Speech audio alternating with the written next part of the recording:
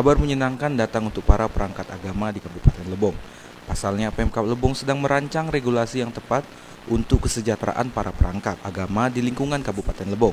Hal itu diakui oleh Kabak Kesra bahwa kenaikan honor tersebut akan merampung dalam tahun ini.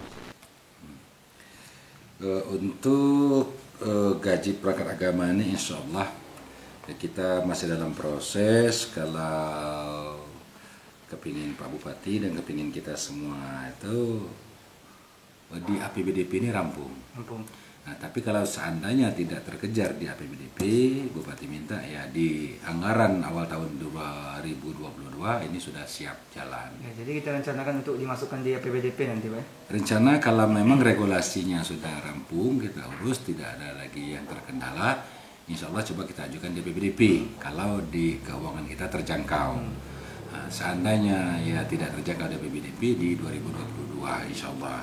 Jika sebelumnya honor perangkat agama di satu masjid ini dianggarkan lewat pemerintah desa melalui alokasi dana desa dengan nilai jumlah 3.850.000 per satu masjid, maka Teladil mengalami kenaikan totalnya menjadi 4.800.000 per satu masjid di Kabupaten Lebong. Yang perangkat agama yang bakal diberikan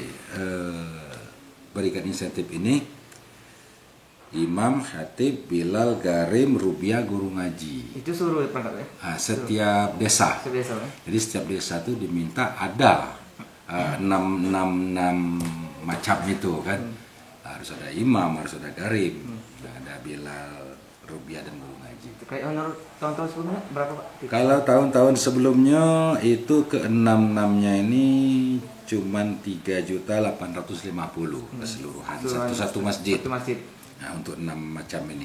Nah, tahun ini rencana kita jadi 4.800.000. Itu variabel nerimanya dari itu. Artinya ya variabel sesuai dengan tingkatan tanggung jawab masing-masing. Artinya ya tetaplah kita prioritaskan yang lebih sibuk, mungkin yang lebih berat, mungkin honornya lebih besar, yang tidak terlalu sibuk mungkin di bawahnya. Diakuinya jika wacana kenaikan honor perangkat agama ini tak lain untuk lebih mendorong kinerja perangkat agama di masing-masing desa dan memperkuat hubungan psikologis antara perangkat agama dengan pemerintah daerah. Dari lokasi, tim liputan Lebong TV melaporkan.